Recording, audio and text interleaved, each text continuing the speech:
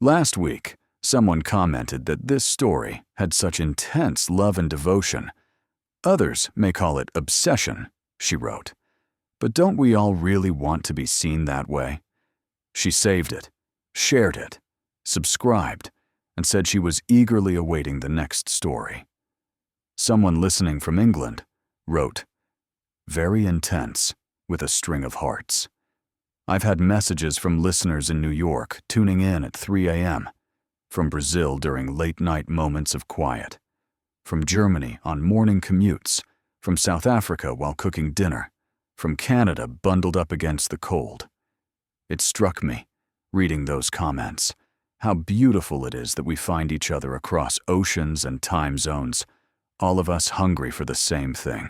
Stories about being seen, being wanted, being chosen by someone who refuses to let us go.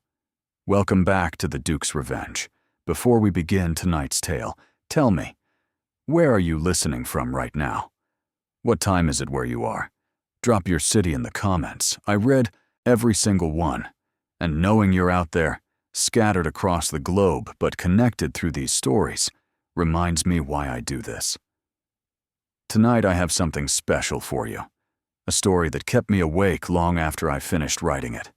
A story about a girl who had nothing, not a penny to her name, not a soul in high society who knew she existed, and the most powerful duke in England, who spent 6 months and a fortune hunting for her after she saved his life with a single, desperate kiss. They told her she was invisible. They told her she was nothing. They told her a flower girl from Covent Garden could never be anything more than dirt beneath a nobleman's boots. But Sebastian Ashford, Duke of Ravenswood, had been searching for 6 months. He had hired investigators, bribed servants, threatened lords, and torn London apart stone by stone. He had filled an entire room with sketches of her face drawn from memory, with maps marked and crossed out, with pressed flowers stolen from market stalls, because they reminded him of her scent. He had refused 3 marriage proposals from the most beautiful women in England. He had made his mother weep with frustration, and his friends whispered that he had gone mad. All for a girl whose name he didn't know. A girl who had pressed her lips to his when he lay dying in a filthy alley, and breathed life back into his lungs. A girl who had vanished like smoke before he could open his eyes and see her face clearly. And now, standing in the rain-soaked chaos of Covent Garden Market, surrounded by the stench of rotting flowers and horse manure and poverty, he had finally found her. She was thinner than he had imagined, paler. Her dress was patched in 3 places, and her boots were held together with twine. She was arguing with a merchant over the price of wilted roses, her voice sharp with the desperation of someone who knew that every penny meant the difference between eating and starving. She was the most beautiful thing he had ever seen. 6 months, Sebastian murmured, and his voice was rough with something that might have been rage or relief or the particular madness that comes from wanting something so badly it reshapes your entire soul. 6 months I've been looking for you. The girl turned at the sound of a stranger's voice, and the Duke of Ravenswood, who had never knelt before anyone in his life, felt his knees threaten to buckle. She didn't recognize him.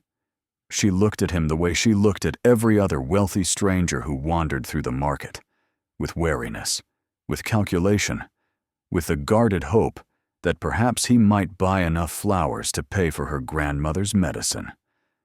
She had no idea that she had saved his life, no idea that he had spent a fortune hunting for her, no idea that he had dreamed of her face every single night for 6 months and woken each morning with the phantom taste of wildflowers on his lips. She had no idea that she was looking at the man who intended to make her his duchess, whether society approved or not.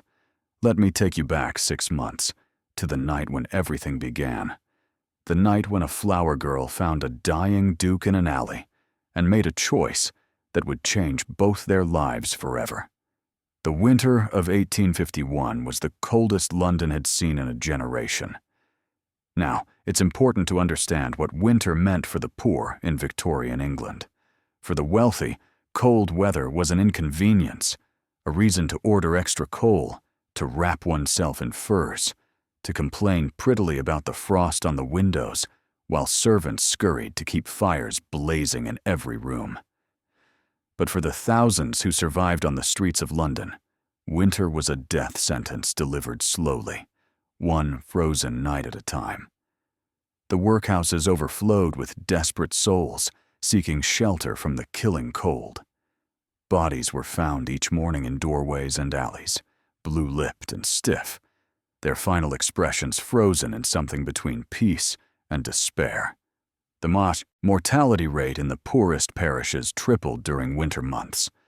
Children died of exposure while sleeping in the same streets where wealthy carriages rolled past, their occupants never sparing a glance for the small, still forms huddled against the cold.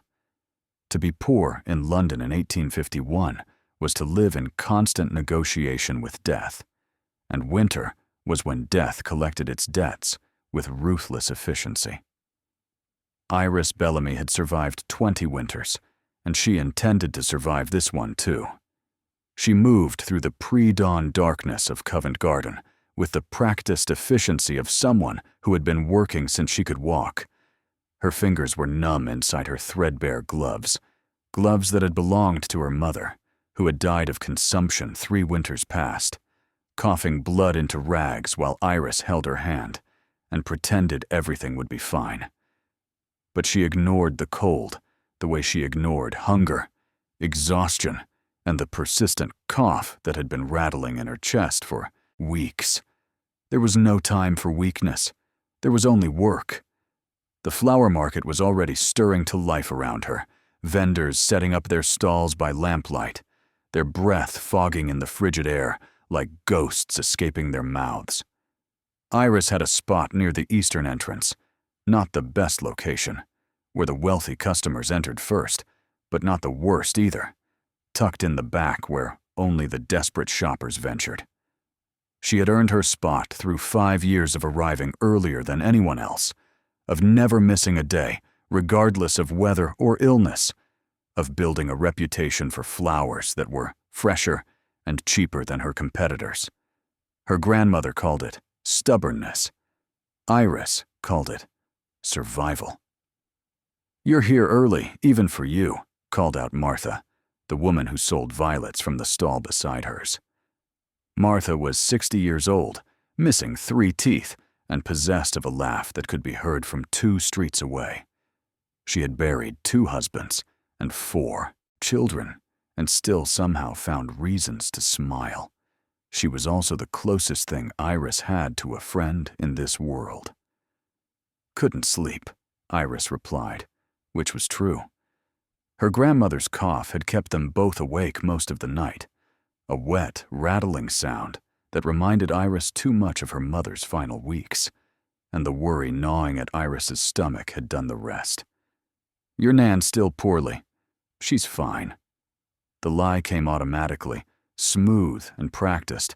Iris had learned early that showing weakness in Covent Garden was like bleeding in shark-infested waters.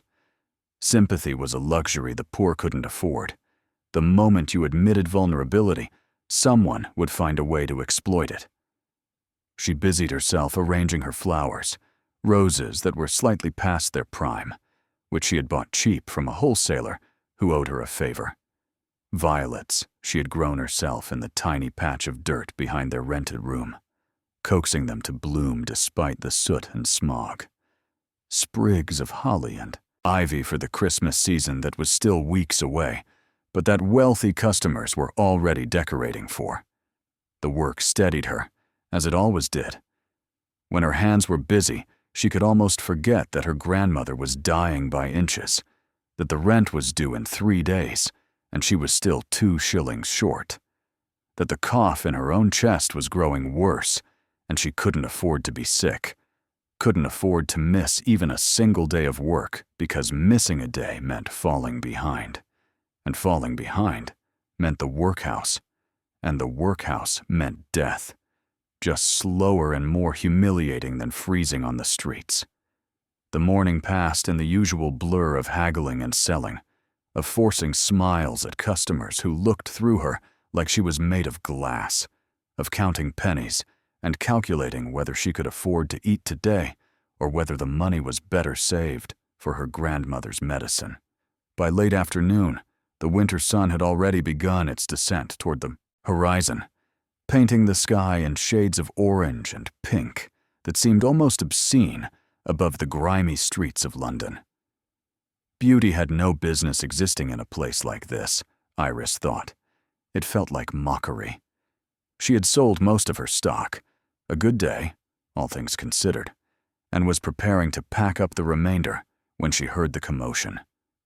Shouts, the sound of running feet, a woman's scream, high and sharp, cutting through the general noise of the market like a blade. Iris's first instinct was to ignore it. In Covent Garden, trouble was as common as rats, and getting involved in other people's problems was a good way to end up with a knife between your ribs or worse. She had learned that lesson young, when her father had tried to break up a fight outside a pub and had been beaten so badly he never fully recovered, dying 6 months later from injuries that a wealthy man's physician might have healed. But the screaming continued, and it was coming from the alley behind the market, the alley Iris used as a shortcut to get home. She hesitated, her basket of remaining flowers clutched against her chest. The smart thing to do was to take the long way, to avoid whatever chaos was unfolding in that narrow passage between buildings. But the long way added 20 minutes to her journey, and her grandmother was alone, and the sky was darkening, and every minute she delayed was a minute her Nan spent wondering if something had happened to her. Another scream, and then a man's voice, rough and desperate. "Help! Someone help me!"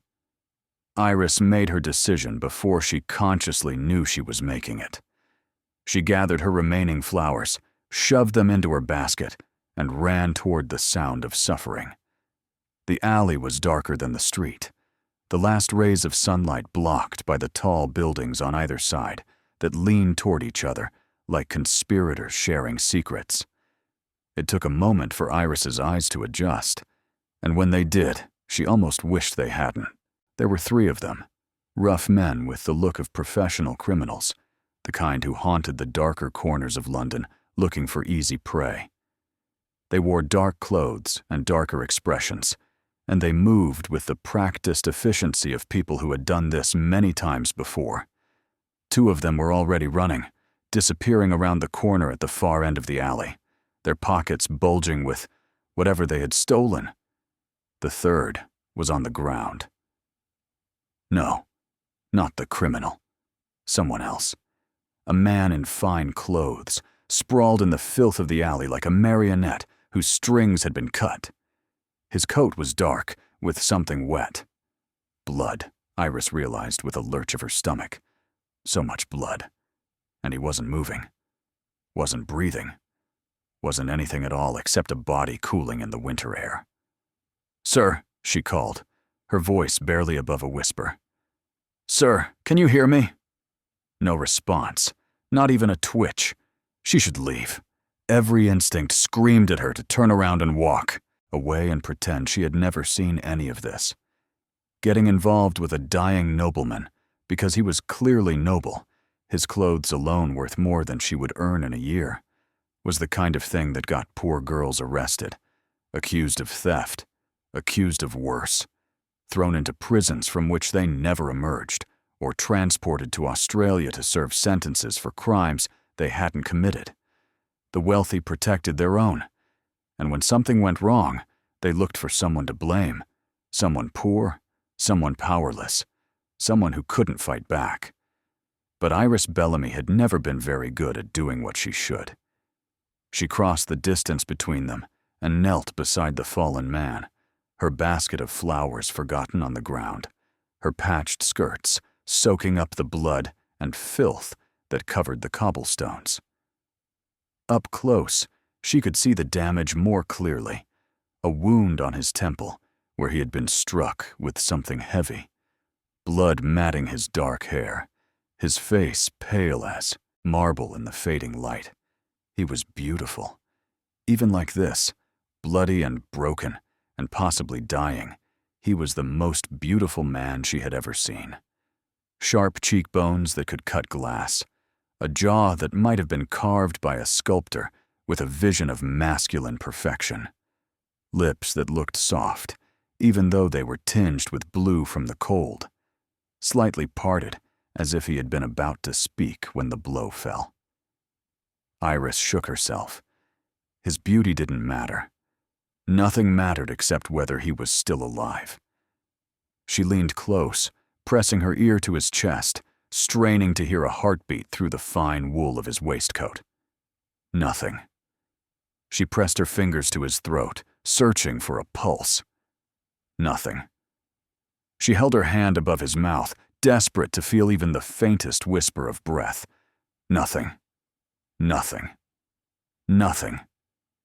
"No," she heard herself say, and her voice sounded strange and far away, like it belonged to someone else. "No, no, no! Don't do this! Don't you dare do this!" She didn't know this man, had never seen him before in her life. He was probably some wealthy lord who had never spared a thought for people like her, who would have walked past her in the street without seeing her at all, who would have stepped over her body if she had been the one lying in this alley.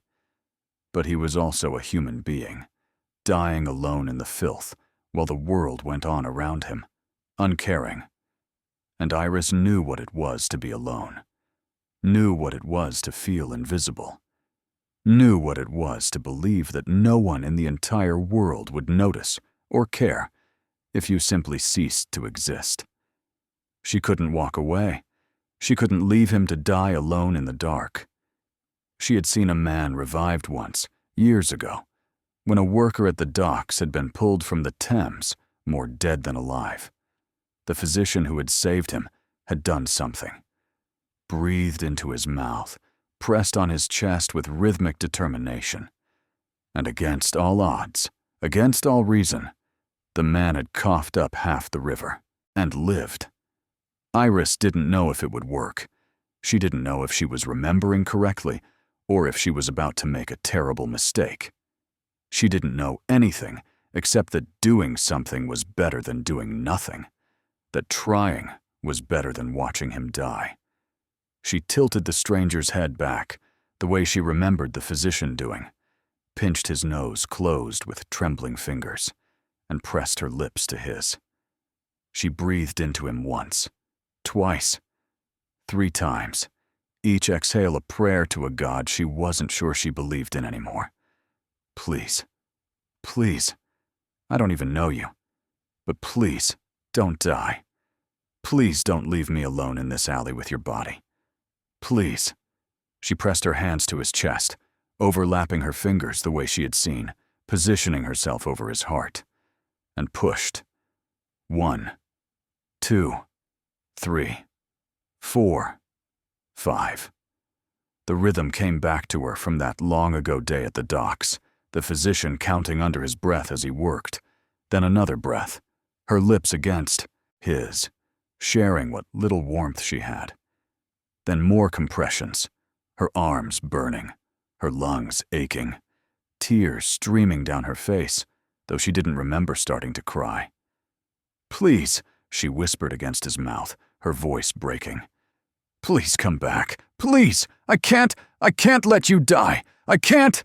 He coughed.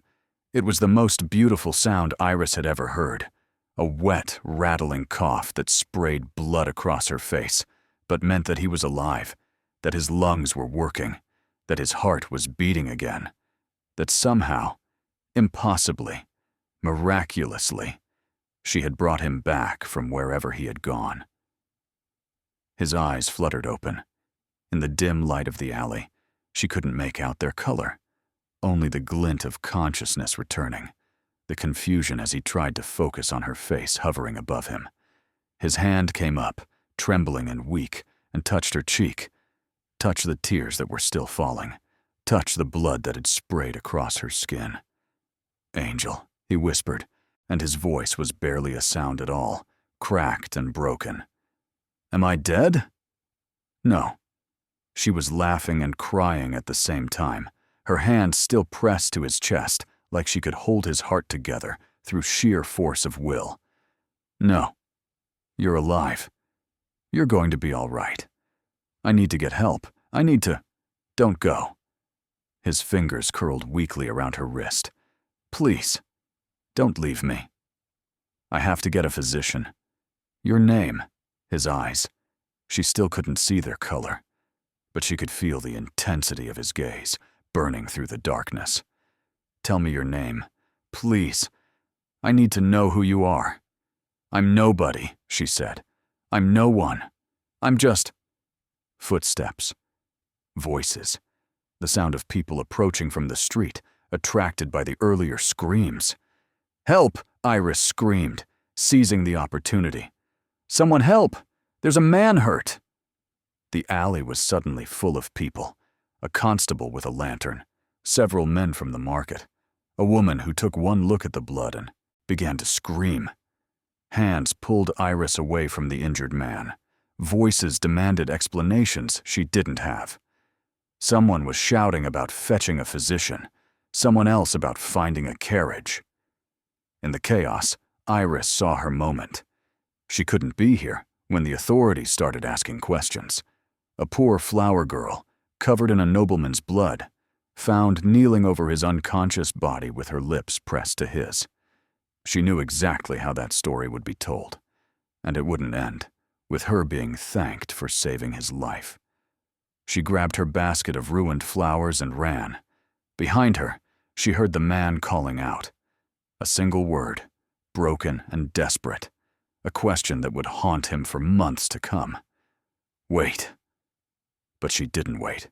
She ran until her lungs burned, and her legs screamed, and the sounds of the alley faded behind her, until she was back in the safety of the familiar streets, where she knew every shadow and every escape route. Only then did she stop, pressing her back against a cold brick wall, gasping for breath. Only then did she realize that she could still taste him on her lips. Blood and something else, something warm, something alive, something that made her heart beat faster, even as her mind screamed at her to forget him, to go home, to never think about this night again. She didn't know his name, didn't know who he was, or where he came from, or whether he would survive the night. But she knew, with a certainty that frightened her, that she would never forget his face. Sebastian Ashford, Duke of Ravenswood, woke in his own bed 3 days later, with no memory of how he had gotten there. His head throbbed with a pain that seemed to radiate from a specific point above his left temple, pulsing in time with his heartbeat, like a second heart had taken up residence in his skull. His ribs ached when he breathed, cracked, he would later learn, from the compressions that had saved his life. His throat was raw, as though he had swallowed broken glass. But he was alive, and he remembered her. Not clearly. The memories were fragments, shattered pieces of a mirror that reflected only glimpses of the whole. But he remembered. A face hovering above him in the darkness. Eyes that shone with tears. Lips pressed to his, breathing warmth and life back into his frozen lungs. The taste of wildflowers. The sound of her voice, breaking as she begged him not to die. She had called herself nobody. No one. She was wrong. You're awake. His mother's voice, sharp and familiar, cut through the fog in his mind. The physician said you might not survive. 3 days we've been waiting, not knowing if you would open your eyes or simply slip away in your sleep. 3 days, Sebastian. He turned his head, slowly, because anything faster made the world spin and his stomach lurch, and found the Dowager Duchess Helena sitting in a chair beside his bed. She was immaculate as always, dressed in black silk that matched the silver threads in her carefully styled hair, but there were shadows under her eyes that spoke of sleepless nights, and her hands, usually so still, so controlled, were gripping the arms of her chair with white-knuckled intensity. "What happened?" Sebastian's voice came out as a croak, barely recognizable as his own. "You were attacked. In an alley near Covent Garden, of all the God-forsaken places."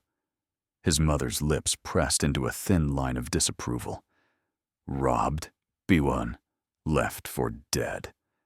The constable said you had stopped breathing by the time help arrived. Your heart had stopped.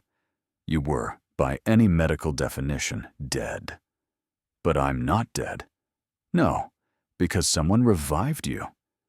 Helena's expression flickered with something that might have been curiosity, or might have been disgust. With her, it was always difficult to tell. "A woman, according to the witnesses. She performed some kind of procedure, breathed into your mouth, pressed on your chest, and somehow brought you back. Then she disappeared before anyone could question her." Iris closed his eyes, and the fragments of memory swirled behind his eyelids. Her face, her tears, her voice whispering, "Please, please, please," like a prayer. "I need to find her.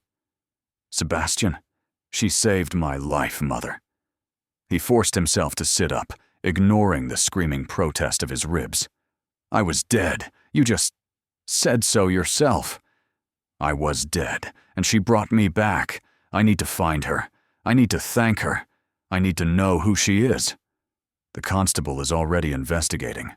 They believe she may have been part of the robbery, a common trick among street criminals. Lure a wealthy man to an isolated location, have accomplices beat and rob him, then pretend to discover him and steal whatever the others missed." "No." The word came out stronger than Sebastian expected, sharp and certain. "She saved my life. I felt her crying. I felt her begging me not to die. That wasn't an act. You were barely conscious, delirious from blood loss. Whatever you think, you felt. I know what I felt." Sebastian swung his legs over the side of the bed, fighting the wave of dizziness that threatened to pull him back under. "I know what I heard, and I know that I'm going to find that woman if it takes me the rest of my life." Helena stared at him for a long moment, her face unreadable. When she spoke, her voice was carefully neutral. "And what will you do when you find her? Give her a reward? A handful of coins for her trouble?" "I don't know yet. I just know that I have to see her again. I have to know who she is." He touched his lips, remembering. "I have to understand why she saved me." "You're being irrational." "Probably." He met his mother's eyes, and for the first time in years, he didn't flinch from her disapproval. "But I'm also alive, and I intend to use that life to find the woman who gave it back to me." Helena rose to her feet, her composure cracking just slightly around the edges. "Rest first," she said. "You can barely stand.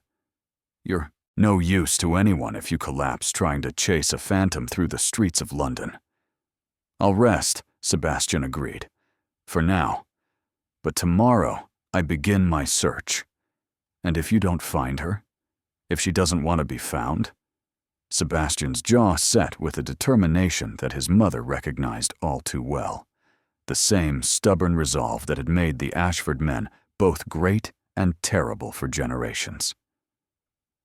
"Then I'll search until I do find her, however long it takes, whatever it costs." He lay back against his pillows, exhausted, but burning with a purpose he hadn't felt in years. "She saved my life, Mother. The least I can do is learn her name. I need to pause here and tell you something about Sebastian Ashford before we go any further. He was not, by any reasonable measure, a good man. Oh, he wasn't evil, not cruel for cruelty's sake, not violent without cause. But he was cold, calculating. He had been raised from birth to understand that power was the only currency that mattered, that emotion was weakness, that the only way to survive in the vicious world of the aristocracy was to feel nothing, and want nothing, and need no one. His father had taught him these lessons with fists and fury, when words failed to penetrate. His mother had reinforced them with icy silences and cutting remarks that sliced deeper than any blade. By the time Sebastian reached adulthood, he had become exactly what they wanted. A perfect duke, controlled and commanding, never showing weakness, never revealing desire, never making the mistake of caring about anything enough to be hurt by its loss. He had wealth beyond imagining, power that could make or break governments, women who threw themselves at his feet, drawn by his title and his fortune and his cold, aristocratic beauty. He felt nothing for any of it, nothing for them, nothing for anything at all, until that night in the alley, until a stranger with tears on her face pressed her lips to his and breathed, and something inside him that had been dead for years, decades perhaps, stirred back to life. She had saved more than his body that night. She had saved something far more fragile, far more precious. She had saved his ability to feel. And now that he could feel again, now that he wanted something, needed something, burned for something with an intensity that terrified him, he would not stop until he possessed it. Whatever the cost, the search began the next morning, while Sebastian could barely walk without assistance. He summoned Mr. Thorne, his man of business, a former investigator who had traded the unpredictability of criminal work for the steady employment of serving a duke, and gave him his orders. "I want her found. The woman from the alley. I don't care how many men you need to hire, how many bribes you need to pay, how many doors you need to break down. Find her." Thorne listened impassively, taking notes in his precise, cramped handwriting. "What do we know about her, Your Grace?" "Almost nothing." Sebastian closed his eyes, reaching for the fragments of memory. She was young, early 20s perhaps, dark hair. I couldn't see the color of her eyes in the darkness. She smelled like flowers, roses, I think, and violets. Something else underneath, something wild. She called herself nobody. She said she was no one. That's not much to work with, Your Grace. It's what we have. Sebastian opened his eyes. Start with the flower sellers, Covent Garden. She smelled like flowers. She must work with them somehow. Canvass the market. Show them a sketch. I'll have one made from my memory. Someone must know her. Thorne nodded, but there was doubt in his eyes. London was a city of 2 million souls. Finding one woman, with nothing but a vague description and a floral scent to guide them, would be like finding a single specific grain of sand on a beach. But Sebastian had never accepted impossible. He had built his fortune by doing what others said couldn't be done. He would find this woman the same way. The first week yielded nothing. The sketch artist Sebastian hired produced a portrait that captured something of what he remembered: the shape of her face, the darkness of her hair, the intensity of her eyes. But Sebastian knew it was incomplete. A shadow of a shadow, an impression of an impression. Thorne's men canvassed Covent Garden with the sketch, showing it to every flower seller, every vegetable vendor, every prostitute and pickpocket and beggar who might have seen the woman in the alley that night. No one recognized her, or if they did, they weren't talking. The problem, Thorne reported at the end of that first week, is that the poor don't trust the wealthy. They see my men flashing around a sketch and offering rewards, and they assume it's a trap. They think we're looking to arrest her, not thank her. Sebastian absorbed this information in frustration. He hadn't considered that his wealth and power might work against him, that the very resources he was pouring into the search might be driving his quarry deeper into hiding. "Change tactics," he ordered. "No more obvious investigators. Hire people who blend in. Women who can gossip with the flower sellers. Men who can drink at the taverns the market workers frequent. We need to earn their trust, not demand their cooperation." Thorne nodded. "That will take longer, Your Grace. I don't care how long it takes. Just find her. The second week brought a false lead. A woman came forward claiming to be his savior, a pretty enough girl with calculated tears and a story that almost sounded right. She knew details that had been reported in the newspapers, the location of the attack, the approximate time, the nature of his injuries. But she didn't know about the taste of wildflowers. She didn't know about the tears that had fallen on his face. She didn't know about the desperation in the whispered pleas, please, please, that had pulled him back from death. Sebastian dismissed her with a coldness that sent her fleeing from Ravenswood House in tears, and he added another layer to his defenses. Anyone claiming to be his savior would need to answer questions that only the real woman could know. What did she whisper to him while she pressed on his chest? What did she say when he asked her name? What did she do with her hands after she breathed into him? The imposter had failed all three. The third week, Sebastian began visiting Covent Garden himself. He went in disguise, or as close to disguise as a duke could manage. Simple clothes, borrowed from one of his footmen. No rings, no watch chain, no visible markers of wealth. He walked through the market in the early morning hours, when the flower sellers were setting up their stalls, and he watched. He was looking for her, of course, hoping that he might spot her in the crowd, that something about her would trigger the recognition that his conscious mind couldn't quite grasp. But he was also learning.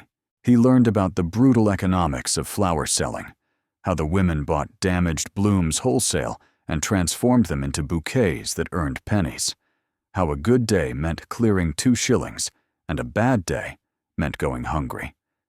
He learned about the hierarchy of the market, the territories that were defended with sharp words and sharper elbows, the desperate competition for the best spots and the wealthiest customers. He learned about the lives these women led, the sick relatives they cared for, the rent they struggled to pay, the 1,000 small humiliations they endured from customers who saw them as something less than human. And he began to understand why she had run. A poor woman, kneeling over a wealthy man's body, her lips pressed to his. Of course she had fled. Of course she had disappeared before anyone could question her. The same social system that gave Sebastian power over thousands gave her none at all. She had saved his life, and her reward would have been suspicion at best, imprisonment at worst. The injustice of it burned in his chest like acid. By the end of the first month, Sebastian had created what his mother called the obsession room. It had started innocently enough, a corner of his study where he kept the sketch of her face, the reports from Thorne's investigators, the maps of London with the areas that had been searched, marked and crossed out. But it grew. He commissioned more sketches, trying to capture different aspects of what he remembered. The angle of her jaw, the fullness of her lips, the way her hair had fallen across her face in the darkness. He collected flowers from Covent Garden, pressing them between the pages of books, trying to recreate the scent that had clung to her skin. He mapped out the neighborhoods where flower sellers were most likely to live, the cheap boarding houses, the crowded tenements, the areas where rent was measured in pennies and survival was measured in days. He created charts tracking the movements of every dark-haired young woman who worked the flower stalls, eliminating them one by one as his investigators confirmed they weren't her. The room filled with papers, with sketches, with pressed flowers, with the detritus of an obsession that he couldn't control and didn't want to. His mother found it eventually, found him standing in the middle of it at 3 a.m, staring at a sketch of a face that might not even be accurate. "This is madness," Helena said quietly. "You're destroying yourself over a phantom." "She's not a phantom. She's real. She saved my life. And you've spent a month trying to find her. A month, Sebastian. How much longer will you torture yourself? Another month? A year? The rest of your life?" Sebastian didn't answer. He didn't have an answer to give. There are women, Helena continued carefully, who would be honored to become your Duchess. Lady Vivian Carmichael has made her interest quite clear. She is beautiful, well-bred, from an excellent family. I don't want Lady Vivian. You don't know what you want. You're chasing a dream, Sebastian, a fantasy, a woman who may not even exist outside your own imagination. She exists. His voice was quiet but absolute. I know she exists. I can still taste her on my lips. I can still feel her tears on my face.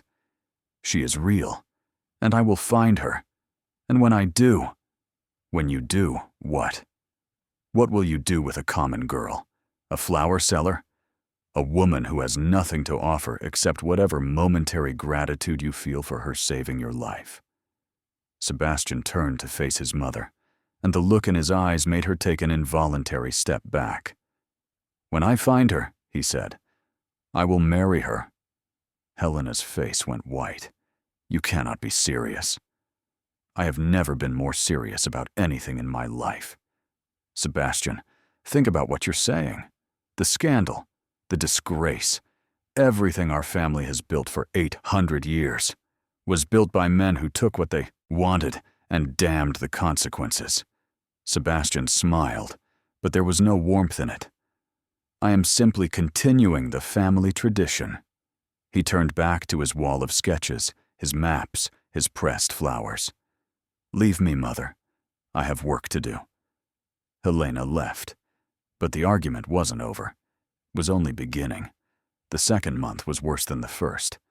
Sebastian's obsession had become public knowledge by then, whispered about in drawing rooms, joked about in gentlemen's clubs, discussed with a mixture of fascination and horror by everyone who had ever known the cold, controlled Duke of Ravenswood. He had gone mad, they said, lost his mind, along with all the blood in that alley. Why else would he be spending a fortune to find some common girl? Why else would he reject Lady Vivian's increasingly desperate advances? Why else would he neglect his estates, his responsibilities, his position in society, all to chase a ghost? Sebastian heard the whispers and didn't care. He doubled the number of investigators. He increased the rewards. He began interviewing people himself, sitting across from nervous flower sellers and suspicious merchants, asking the same questions over and over again. Did you see a woman in the alley that night? Young, dark hair, smelled like flowers. Did you see her? Do you know her? Where can I find her? The answers were always the same. No, no, no. But Sebastian pressed on, because stopping meant accepting that he might never find her, and that was a possibility he refused to entertain. The third month brought him to his knees. He had chased a lead to a boarding house in Whitechapel, a tip from a flower seller who claimed to have seen a woman matching the description. He went himself, too impatient to wait for Thorne's investigators, too desperate to trust anyone else with something this important. The woman wasn't her. She had the right coloring, the right age, the right profession. But her eyes were wrong, her voice was wrong, her scent was wrong. She was just another poor girl, frightened by the appearance of a wealthy stranger, trembling as she assured him that, no, she hadn't saved anyone's life. She didn't know what he was talking about. Please, sir, she hadn't done anything wrong. Sebastian left her with a handful of coins and a hollow feeling in his chest. On the way back to Mayfair, his carriage passed through Covent Garden. On impulse, he ordered the driver to stop. He walked through the market in the fading light of afternoon, past stalls piled with flowers and vegetables, past vendors calling out their wares, past the thousand small dramas of commerce and survival that played out here every day.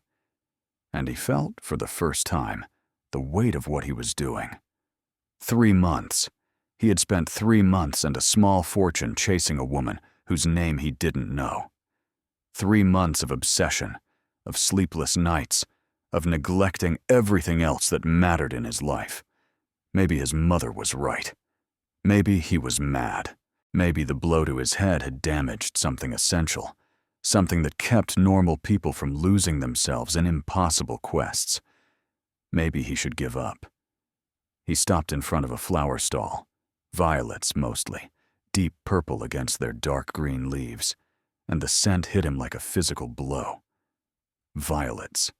She had smelled like violets and roses and something else he couldn't identify. "Sir?" The vendor was looking at him strangely. "Can I help you with something?" Sebastian picked up a bunch of violets and held them to his face, inhaling deeply. No. He couldn't give up. He wouldn't. Because somewhere in this city, the woman who had saved his life was going about her business, thinking he had forgotten her, thinking she didn't matter, thinking she was nobody and no one. And she was wrong. She was everything. "I'll take all of them," Sebastian said, gesturing to the violets. "Every bunch you have." The vendor stared at him like he had lost his mind. Maybe he had. But he was going to find her anyway. Now, this is where history becomes crucial to understanding what happened next. In 1851, London was a city of stark contrasts and rigid boundaries. The wealthy lived in one world, Mayfair and Belgravia, with their elegant townhouses and manicured gardens. The poor lived in another, Whitechapel and Bethnal Green, and the crowded warrens around Covent Garden, where entire families occupied single rooms, and death by starvation or disease was commonplace. These worlds existed side by side, but rarely intersected. A duke might ride through the poor neighborhoods in his carriage, but he would never walk those streets on foot, never enter those buildings, never speak to the people who lived there as anything other than servants or curiosities. The social hierarchy was absolute, and crossing it, in either direction, was almost unthinkable. What Sebastian was doing, spending months searching for a common woman he intended to marry, violated every rule of his world. It was not merely scandalous, it was revolutionary. It suggested that the careful distinctions between high and low, noble and common, worthy and worthless, might be artificial, that a flower girl might have value beyond her economic function, that a duke might find something in the slums that he couldn't find in the ballrooms. This was dangerous thinking, and dangerous thinking had consequences. The 4th month marked the intervention of Lady Vivian Carmichael. She came to Ravenswood House on a cold February afternoon, announced herself to the butler with an authority that suggested she already considered herself mistress of the household, and swept into Sebastian's study without waiting for permission. Sebastian looked up from his maps and found himself facing one of the most beautiful women in England, and one of the most dangerous. Lady Vivian was everything a duchess should be. Golden hair, porcelain skin, eyes the color of a summer sky. She had been raised from birth to marry a duke, trained in all the arts of aristocratic femininity, polished until she gleamed like a perfect gem. She was also, Sebastian knew, utterly ruthless. "Lady Vivian," he didn't rise from his chair. "I don't recall inviting you." "You didn't. But someone needs to talk sense into you, and your mother seems incapable of the task." She looked around the study, taking in the maps, the sketches, the pressed flowers, the accumulated evidence of his obsession. "So this is what you've been doing, wallowing in madness. I'm conducting a search. You're destroying yourself." She moved closer, her silk skirts whispering against the carpet. 4 months, Sebastian. 4 months of this insanity. The entire ton is laughing at you. The Duke of Ravenswood, brought low by some nameless street girl. She saved my life. And you've repaid that debt 100 times over with the fortune you've spent looking for her. Whatever obligation you might have felt is more than satisfied. Vivienne placed her hand on his desk, leaning toward him. "It's time to move on. It's time to remember who you are and what you owe to your position." Sebastian looked at her calculated beauty, her strategic vulnerability, her perfectly calibrated seduction, and felt nothing. Not desire, not interest, not even mild appreciation for the effort she was putting in. All he could think about was a woman with tears on her face, breathing life into his lungs. I know exactly who I am, Lady Vivian, and I know what I want. It isn't you. Her perfect mask flickered, revealing something ugly beneath. You would throw away everything, your reputation, your position, your future, for a fantasy. A woman who probably doesn't even remember saving you. A common little nobody who would have robbed your corpse if she'd had the chance. Sebastian stood slowly, unfolding to his full height, and Lady Vivian took an involuntary step backward. "Get out," he said quietly. "Sebastian, get out of my house, and don't come back. Ever." For a moment, she looked like she might argue. Then self-preservation won out over wounded pride, and she retreated, but not before firing a parting shot. "You'll regret this. When you finally realize what you've thrown away, when you come crawling back to beg for another chance. Remember this moment, Sebastian. Remember that I offered you salvation, and you spat in my face." She swept out of the study in a rustle of silk and fury. Sebastian didn't watch her go. He was already turning back to his maps, his sketches, his endless, hopeless search. He didn't know it yet, but he had just made a very dangerous enemy. The 5th month brought the first crack in the wall. A flower seller, an older woman named Martha, approached one of Thorne's investigators with information. She had been reluctant to speak before, she said, because she didn't trust rich men asking questions about poor women. Too often, it meant trouble. Too often, the girl ended up dead, or ruined, or transported to the colonies on trumped-up charges. But she had been watching the Duke's search for months now. She had seen him walking through the market in his unconvincing disguises, buying flowers he didn't need, asking questions with a desperation that didn't look like a man hunting a criminal. And she had decided to take a risk. "There's a girl," Martha told the investigator. "Young, dark hair, sells flowers near the eastern entrance. She came home 5 months ago covered in blood, shaking like a leaf. Wouldn't say what happened. She's been looking over her shoulder ever since." When Thorne brought him this report, Sebastian felt something break open in his chest. Hope or terror or something in between. "Her name," he demanded. "What's her name?" The woman didn't know. Said the girl keeps to herself mostly. But she knows where she works. Sebastian was out the door before Thorne finished speaking. He found her stall easily, the eastern entrance, violets and roses arranged in careful bundles, a thin figure in patched clothing haggling with a customer over prices. He watched from a distance at first, not trusting his own eyes. Was this her? Was this the woman who had haunted him for 5 months, who had become the center of an obsession that had consumed his entire life?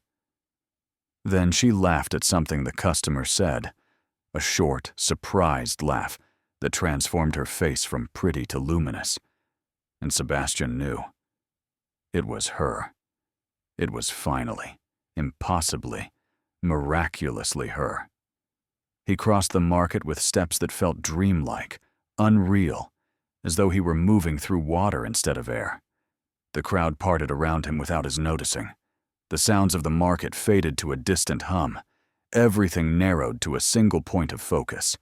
The woman standing at the flower stall, her back now turned to him, her dark hair escaping from a simple knot at her neck. 6 months, he said, and his voice came out rough with emotion he couldn't control. 6 months I've been looking for you. She turned. Their eyes met, and Sebastian Ashford, Duke of Ravenswood, felt his heart stop for the second time in his life. She was more beautiful than he remembered, more real. The sketches he had commissioned, the image he had carried in his memory. They were pale shadows compared to the reality of her standing before him, her dark eyes wide with confusion, her lips parted in surprise. She didn't recognize him. He could see it in her face, the wariness, the calculation, the automatic assessment of a wealthy stranger who might be customer or threat. She had saved his life, and she didn't even know who he was. "I think you have the wrong person, sir," she said carefully. "I don't know you." "No," Sebastian agreed. "But I know you. I've been searching for you for 5 months. I've spent a fortune. I've hired investigators, bribed officials, canvassed every flower market in London." He took a step closer, and she retreated behind the barrier of her flower stall.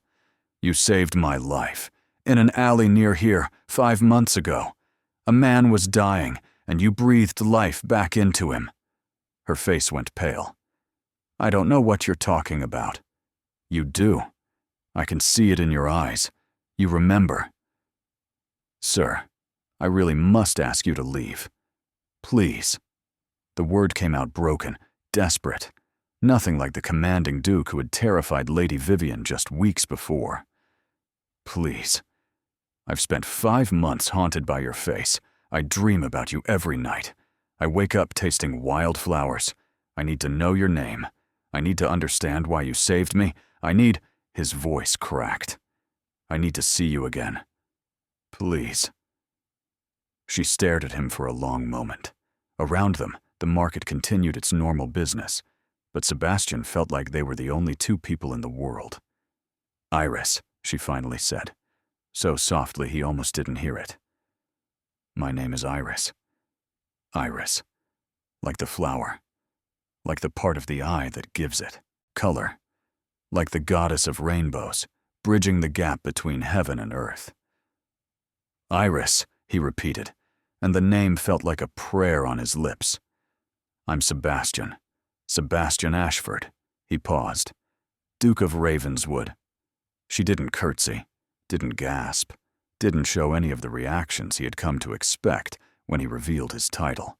Instead, she just looked at him with those dark, unreadable eyes. "I know who you are," she said. "I've seen the men you sent asking questions. The whole market knows the Duke of Ravenswood is looking for someone." She paused. "I just didn't know it was me. It's you. It's always been you." "Why?" The question was sharp, suspicious. "Why spend so much time and money looking for someone like me? I'm nobody. A flower girl. What could you possibly want from me?" Sebastian could have given her a dozen answers. He could have talked about gratitude, about obligation, about the debt he owed her for saving his life. But he was tired of lies, tired of pretending, tired of being the cold, controlled Duke who never revealed what he truly felt. "I want to know you," he said simply. "I want to understand why you stopped that night when everyone else walked past. I want to learn why you cried for a stranger, why you fought to save someone you'd never met, why you called yourself nobody when you're the most extraordinary person I've ever encountered." He took a deep breath. "And I want you to give me a chance to prove that I'm worthy of you. Because I've spent 5 months thinking about nothing but you, and I've realized something that terrifies me." "What's that?" "That I'm completely, hopelessly, irrevocably in love with you." The words fell into the silence between them like stones into still water. Iris stared at him. Her mouth opened, closed, opened again. "You're mad," she finally whispered. "Probably," Sebastian agreed. "But I'm also telling the truth. And I'm asking you, begging you, to give me a chance to show you what I mean." For a long, terrible moment, she didn't respond. Then, slowly, she reached out and picked up a single violet from her stall. "This is what you want?" she asked quietly. "A flower girl, a woman with nothing to offer, nothing to give, nothing but her own 2 hands and a stubborn refusal to give up? This is what I want." Sebastian took the violet from her fingers, pressing it to his lips. "This is all I've ever wanted. I just didn't know it until you showed me." Iris looked at him for a long moment, looked at him with eyes that had seen too much hardship, too much struggle, too much of the cruelty that the world inflicted on people like her. Then, impossibly, she smiled. "My grandmother always said I'd come to a bad end," she said. "Getting involved with a duke seems to qualify." Sebastian felt his heart begin to beat again. "Then let me prove her wrong," he said. "Let me prove everyone wrong. Just give me a chance." "One chance," Iris agreed. "But I warn you, I don't trust easily. And I don't forgive betrayal. I would never betray you. We'll see." She began to pack up her flowers, her movements brisk and efficient. "My grandmother is expecting me. You can walk me home if you like. But you're carrying the basket." Sebastian, Duke of Ravenswood, took the heavy basket of flowers from her hands and followed her out of the market like a faithful hound. He had never been happier in his life. The courtship that followed scandalized all of London. Sebastian didn't try to hide what he was doing. He visited Iris at the market, walking beside her stall and helping her sell flowers to customers who stared at them in disbelief. He brought his carriage to her lodgings, a cramped room in a crumbling building that made his heart ache, and took her for drives through Hyde Park, where the aristocracy gathered to see and be seen. He introduced her to his world slowly, carefully, watching for signs of discomfort or distress. He took her to the opera, to the theater, to galleries and gardens, and all the places he had never appreciated until he could see them through her eyes. And he learned about her. He learned about her grandmother, Ellen, who had raised her after both parents died, and who was now slowly fading from a lung disease that no physician could cure. He learned about her childhood in these streets, selling flowers since she could walk, learning to read from discarded newspapers, dreaming of a life beyond the endless grind of survival. He learned about her strength, the iron will that had kept her going through hunger and cold and loss. Her intelligence, quick and sharp, seeing patterns and possibilities that others missed. Her compassion, the bone-deep kindness that had made her stop for a dying stranger when everyone else walked past. He learned that she was everything he had imagined and more, and he fell deeper in love with every passing day. The proposal came 6 weeks after their first meeting in the obsession room at Ravenswood House. Sebastian had debated whether to show her that room, whether it would frighten her, disturb her, make her realize just how far his obsession had gone. But he had promised her honesty, and the room was the most honest thing about him. He led her through the house, past the servants who had grown accustomed to the strange flower girl who visited their master, up to the room that held the evidence of his months-long search. Iris stood in the doorway, taking it in. The sketches, dozens of them, covering an entire wall. The maps with their careful notations. The pressed flowers, brown and faded now, but still carrying a ghost of their original scent. The reports from investigators, stacked in neat piles. The charts tracking the movements of dark-haired women across London. "You did all this," she said softly. "All this. Looking for me. I told you I was obsessed." "I thought you were exaggerating." She moved into the room, her fingers trailing over the sketches. "These are my face. Or what you remembered of it. They're not very good. The artist kept getting frustrated because I couldn't describe you properly. I could only say how you made me feel." Iris turned to face him. Her eyes were bright with something that might have been tears. "No one has ever seen me like this before," she said. "No one has ever thought I was worth all this. I've spent my whole life being invisible. Just another poor girl, just another flower seller, just another nameless face in the crowd. And you," she gestured at the room around them, You turned me into this, into someone worth searching for, worth keeping. You were always worth keeping. Sebastian crossed to her, taking her hands in his. The world just couldn't see it. I couldn't see it until you saved my life and showed me what I had been missing. What were you missing? Everything. He brought her hands to his lips. I was missing everything, Iris. I had wealth and power and a title that opened every door, and I felt nothing, wanted nothing, cared about nothing.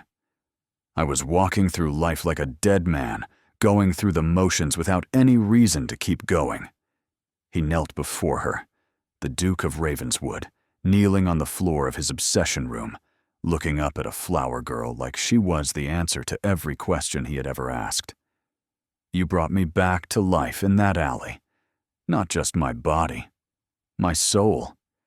You showed me that there was still something in this world worth caring about, worth fighting for, worth living for. He reached into his pocket and produced a ring, a simple band of gold set with a violet-colored amethyst, the color of the flowers that had led him to her. Marry me, Iris. Not because I can give you wealth or position or any of the things the world values. Marry me because I love you. Because I will spend every day of my life making sure you know how precious you are. Because I cannot imagine a future worth having that doesn't have you in it.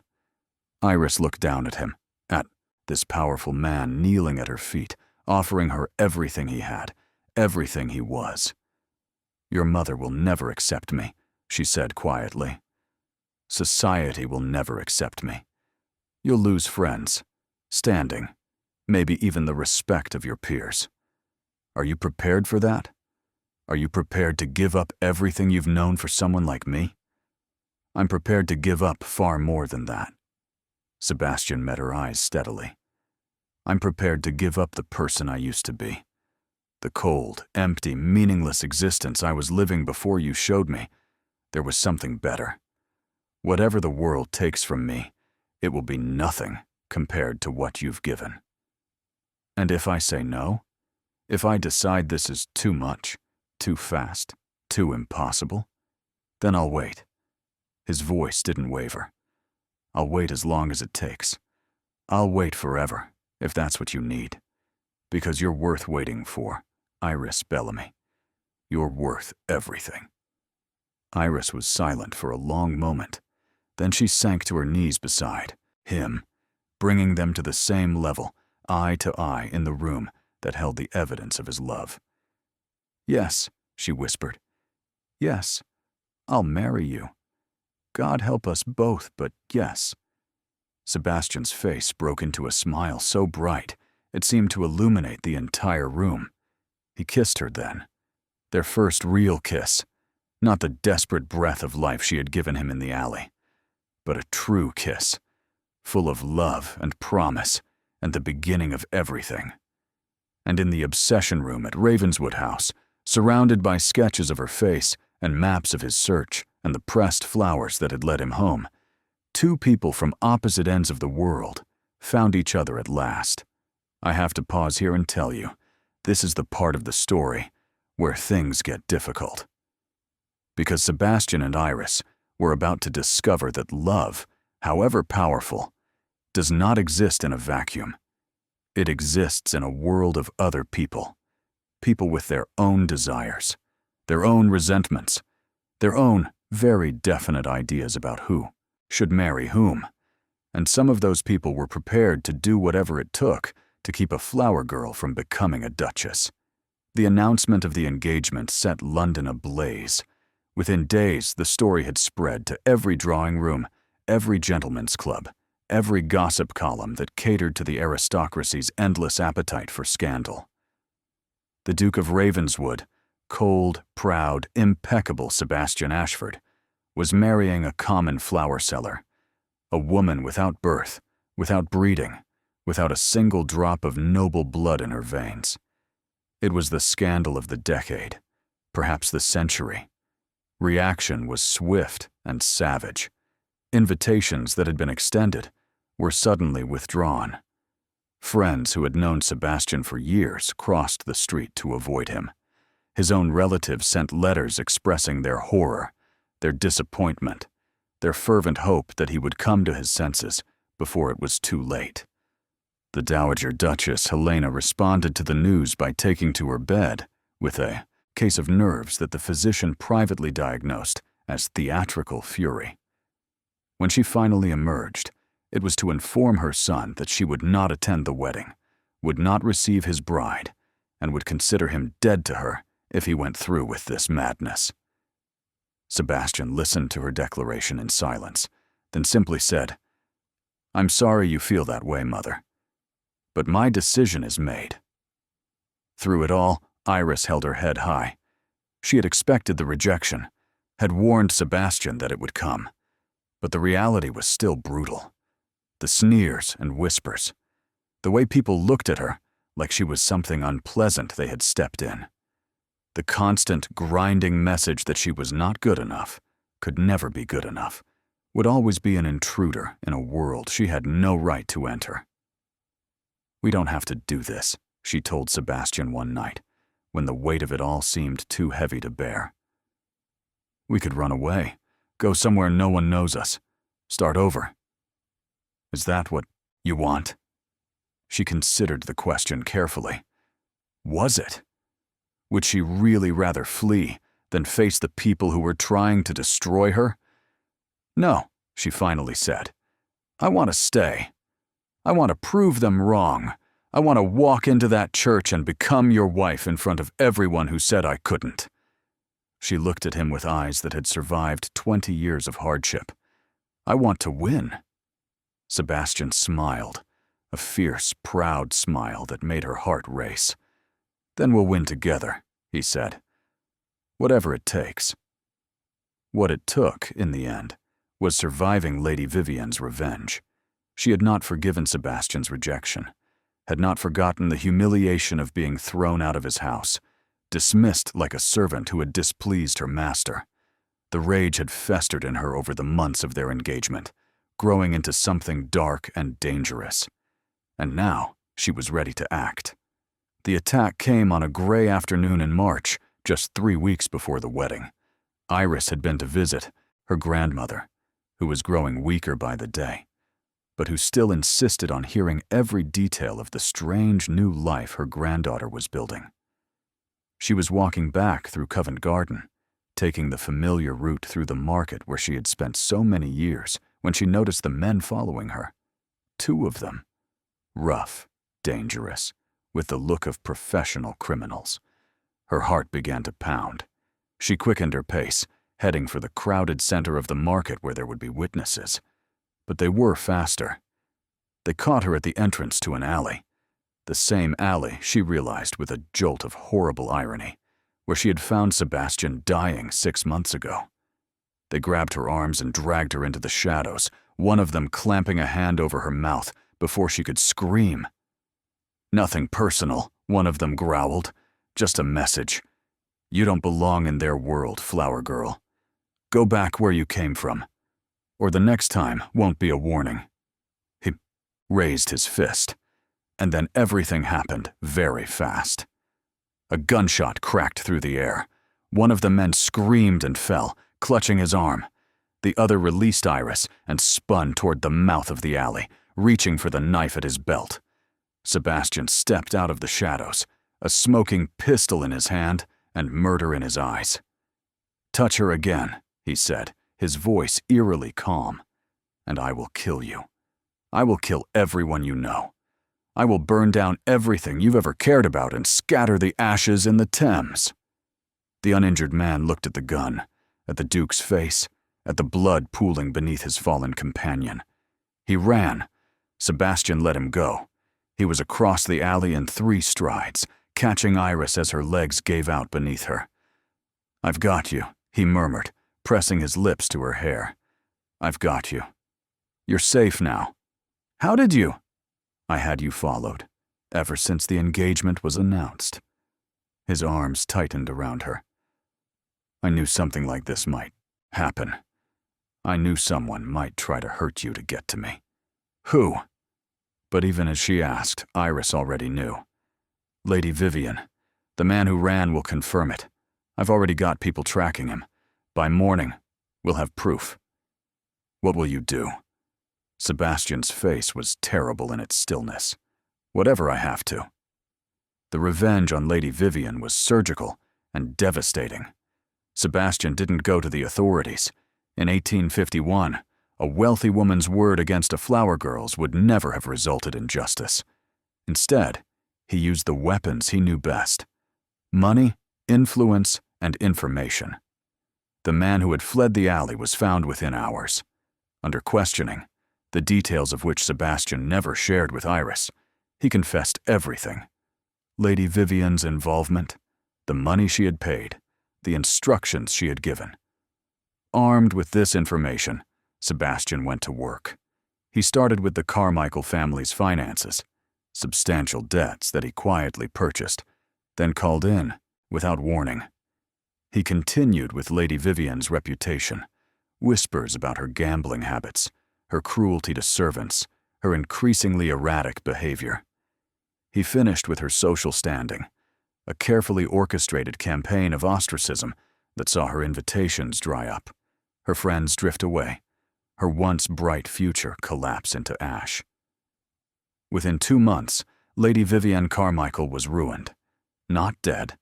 Sebastian was not a murderer, but destroyed nonetheless. She retreated to a distant family estate in the country, where she would spend the rest of her days in bitter isolation, haunted by the knowledge that her own actions had brought about her downfall. But the true revenge came at the wedding itself. They were married on a morning in early April, when the first flowers of spring were blooming in the parks, and the air smelled of renewal and possibility. Now, it's important to understand the significance of the venue Sebastian chose for the ceremony.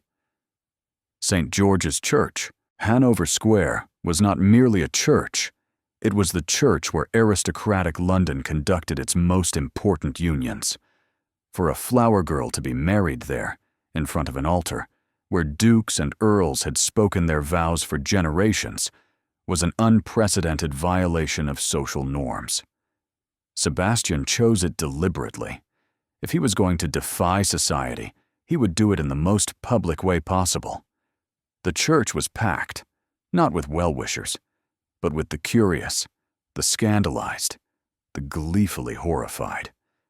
They had come to witness what they expected to be a disaster, a common girl stumbling through rituals she didn't understand, embarrassing herself and her foolish bridegroom in front of everyone who mattered. They were disappointed. Iris walked down the aisle alone, since she had no father to give her away. She wore a gown of simple white silk. Sebastian had offered to commission the most elaborate dress in London, but she had refused, saying she wanted to be married as herself, not as a costume. Her dark hair was adorned with flowers from Covent Garden, roses and violets and ivy, woven together by her own hands. She had never looked more beautiful. She moved through that hostile crowd, with her head high and her eyes fixed on Sebastian, waiting at the altar. She didn't flinch from the whispers, didn't stumble on the unfamiliar rituals, didn't give them the satisfaction of seeing her afraid. When she reached Sebastian's side, he took her hand and squeezed it tightly. "You're magnificent," he whispered. "I'm terrified," she whispered back. "You don't look it." "Good." Her lips curved in a small smile. "Then my plan is working."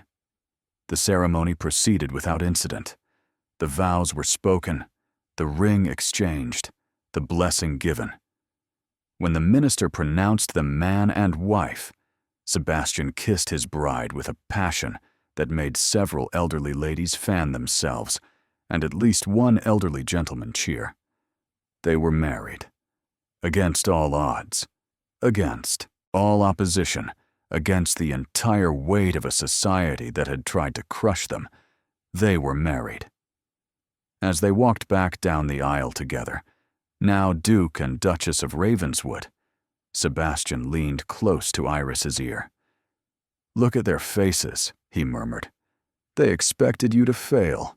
You just proved every single one of them wrong. Iris looked at the stunned, disappointed crowd, at the people who had come hoping to see her humiliated, who were now being forced to acknowledge that she had won. No, she said softly. We proved them wrong. Together. The wedding night was everything Iris had feared, and nothing she had expected.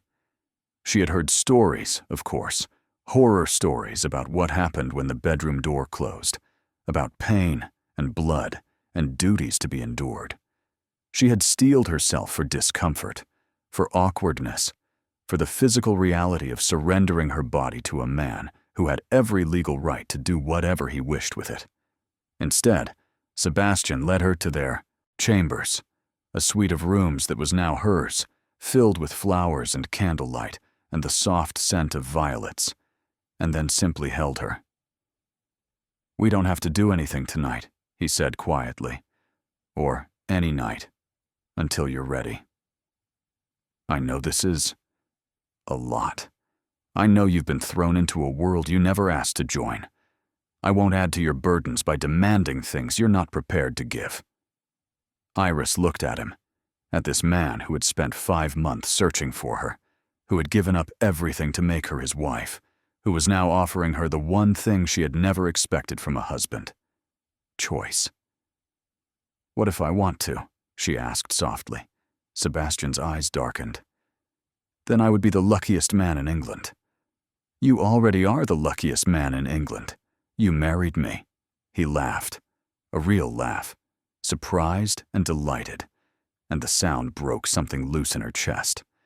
Some last wall of fear, some final barrier of doubt. She reached up and began to unfasten her gown. Iris! I want this, she said firmly. I want you. Not because you're a duke, not because you saved me from poverty, but because you saw me when no one else did. You chose me when everyone said you shouldn't. You loved me when I didn't think I deserved to be loved. She let the gown fall, standing before him in nothing but her shift. So yes, Sebastian, I want to do this tonight. I want to start our life together. I want... She didn't get to finish the sentence. He crossed the distance between them in 2 strides and kissed her with a passion that stole her breath.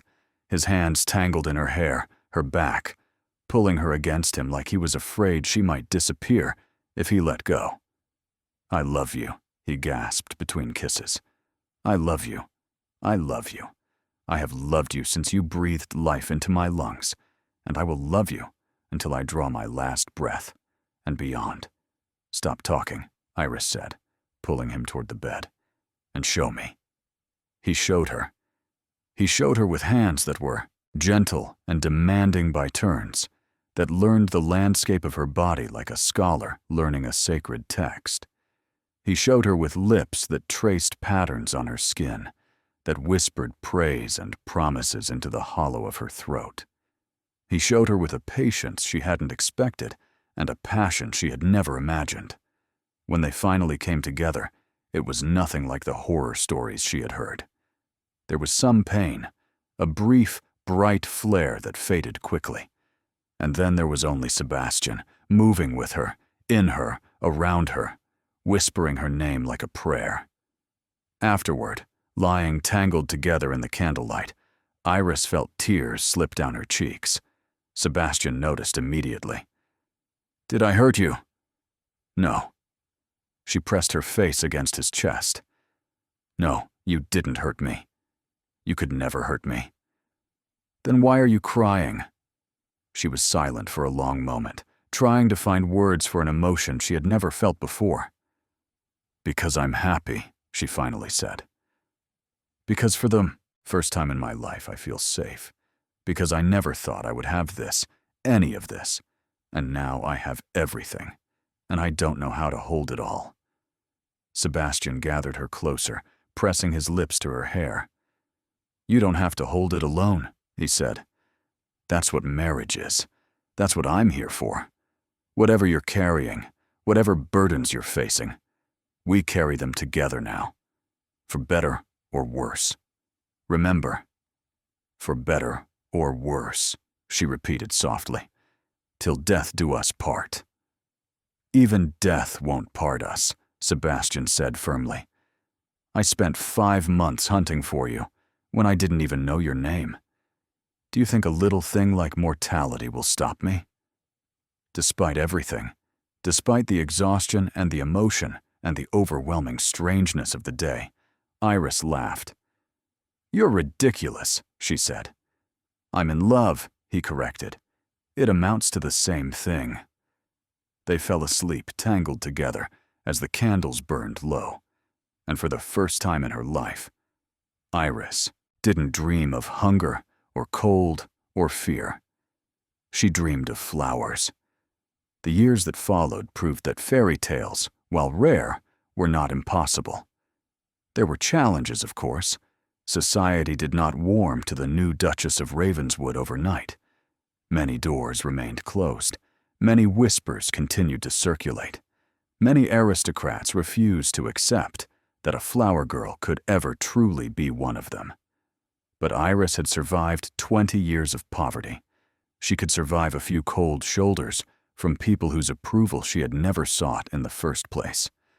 She learned to navigate the complexities of her new position, the intricate dance of social obligations, the management of a vast household, the responsibilities that came with wealth and title. She made mistakes, sometimes embarrassing ones, but she learned from each one and refused to let them define her. She also used her position to make changes that Sebastian's world desperately needed. She established a charity for the flower sellers of Covent Garden, a fund that provided medical care, emergency assistance, and education for the women and children who worked in the markets. She opened a school for poor girls, teaching them to read and write and cipher, giving them tools that might lift them out of the poverty that had trapped generations of their families.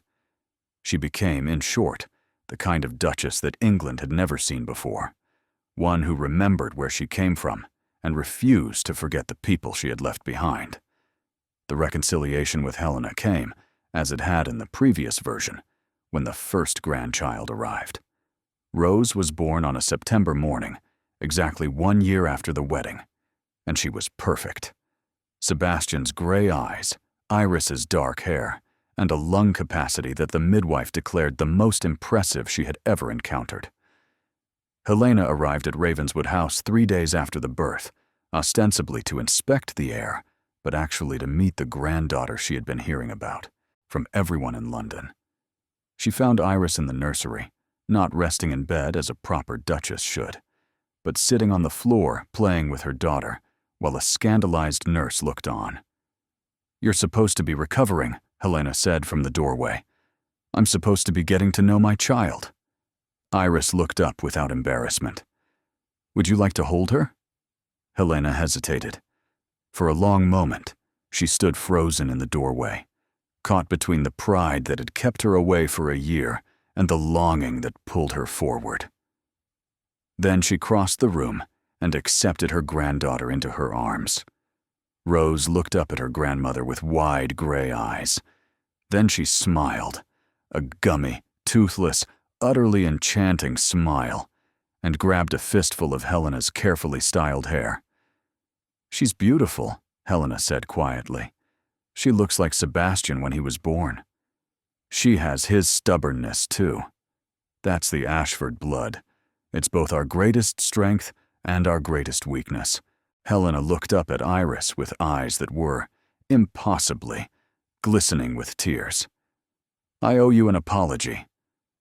"You owe me nothing." "I owe you everything." Helena's voice cracked. "I was so certain you would destroy him, so sure that a common girl couldn't possibly understand what it meant to be a duchess, couldn't possibly make him happy, couldn't possibly deserve everything he was offering." She drew a shaky breath. "I was wrong. I have never seen my son so happy. I have never seen this house so full of life. And I have spent the past year in lonely pride when I could have been here, watching my granddaughter grow, getting to know the woman who has brought my family back to life. Iris felt her own eyes fill with tears. Helena, I don't expect forgiveness. I don't deserve it. But I would like. The Dowager Duchess swallowed hard. I would like to try again, if you'll let me. Iris looked at this proud, difficult woman, at the grandmother her daughter deserved to know, at the family that could be built from the ashes of past mistakes. Rose needs her grandmother, she said softly, and I need all the help I can get. Apparently, duchessing is harder than selling flowers. Helena laughed, a rusty, unpracticed sound, but genuine. It is considerably more complicated, yes. Then stay. Teach me. Be part of this family. Helena's hand found hers and squeezed tightly. Thank you, she whispered. Thank you for being better than I ever gave you credit for. Thank you for raising a son who was better than his upbringing, Iris replied. We both have reasons to be grateful. They stayed in the nursery together for hours, passing Rose back and forth, sharing stories about Sebastian's childhood, beginning the slow work of building a relationship that should have existed from the start. It was the first step toward a new kind of family, one built on love and choice rather than blood and obligation. And it was only the beginning. 20 years later, on the anniversary of the night they met, Sebastian took Iris back to the alley. It had changed over the decades, cleaner now, better lit, no longer the kind of place where criminals lurked and dukes nearly died. The area around Covent Garden had been transformed as London grew and modernized, and the worst of the poverty that Iris remembered had been pushed to other parts of the city. But the alley itself was still recognizable. The walls that had witnessed death and resurrection still stood, worn by time but enduring. This is where you found me, Sebastian said quietly, 20 years ago tonight. I know. Iris squeezed his hand. I've never forgotten. I was dead. My heart had stopped. Everything I am, everything we've built together, none of it would exist if you hadn't stopped that night. I almost didn't, she admitted. I almost kept walking. It would have been safer, smarter. But you didn't. No, I didn't. Sebastian turned to face her. At 50, he was still handsome. Gray, at the temples now. Lines around his eyes, but with the same intensity that had captivated her from the beginning. I've spent 20 years trying to understand why, he said. Why you stopped. Why you risked everything to save a stranger. I've never been able to figure it out. Iris thought about the question, thought about the girl she had been, cold and hungry and exhausted, walking through an alley where a man lay dying. I don't know if I can explain it, she said slowly. It wasn't logical. It wasn't smart. It was just, I saw someone who needed help. Someone who was alone and afraid and dying. And I couldn't walk away from that. Not because I'm good or noble or any of the things people say about me now, but because I knew what it felt like to be alone. And I didn't want anyone else to feel that way. Sebastian raised her hand to his lips. You saved my life, he said. But more than that, you taught me that my life was worth saving. That there was something in this world, worth caring about, worth fighting for, worth living for. You gave me a reason to exist, Iris, and I have spent every day of the past 20 years trying to be worthy of that gift. Have you succeeded? He smiled, the same fierce, loving smile that still made her heart race after 2 decades. You tell me, 5 children who adore you, a household that runs on love rather than fear, a legacy of charity and education that will outlive us both, and a wife who still looks at me like I'm worth something, even when I'm being difficult. He paused. Have I been worthy of you, Iris Ashford? Iris thought about everything they had built together. The children, Rose and Edward and Margaret and William and Charlotte, each one loved and cherished and raised to understand that worth was not determined by birth. The charities that bore her name, the schools that educated thousands, the changes they had made to a society that hadn't wanted to change. She thought about the nights they had, spent talking until dawn, the arguments they had survived, the grief they had shared when her grandmother finally passed. She thought about the way he still looked at her, like she was the most precious thing in the world, even now, even after 20 years. "You have been more than worthy," she said softly. "You have been everything." Sebastian kissed her then, in the alley where she had once kissed him back to life. And somewhere, in the vast, mysterious space between one heartbeat and the next, the universe smiled at two people who had found each other against all odds and held on tight through everything that tried to tear them apart. Dear listener, as you step away from this story, I want you to think about something. Iris Bellamy stopped in an alley when everyone else walked past. She risked everything, her safety, her freedom, her very life, to help a stranger who might have died without her intervention. She did it not because she expected a reward, not because she thought the man she saved would turn out to be a duke who would fall in love with her. She did it because she saw someone suffering and couldn't look away. That's the kind of person who changes the world, not the wealthy and powerful, though they have their role to play, but the ones who stop when it costs them something, the ones who help when helping is hard, the ones who see suffering and refuse to let it continue unchallenged. Sebastian spent 6 months hunting for Iris because he recognized something precious in her, something that had nothing to do with beauty or breeding or any of the things the world usually values. He recognized her heart, her courage, her absolute refusal to let someone die alone when she could do something about it.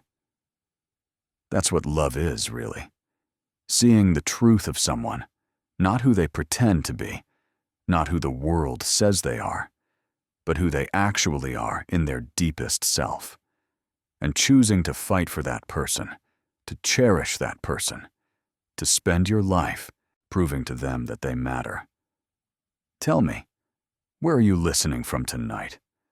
What time is it in your corner of the world? And have you ever stopped for a stranger? Have you ever risked something to help someone who couldn't help themselves? Drop your thoughts in the comments. I read every single one. Until next time, dear listener, may you have the courage to stop when others walk past.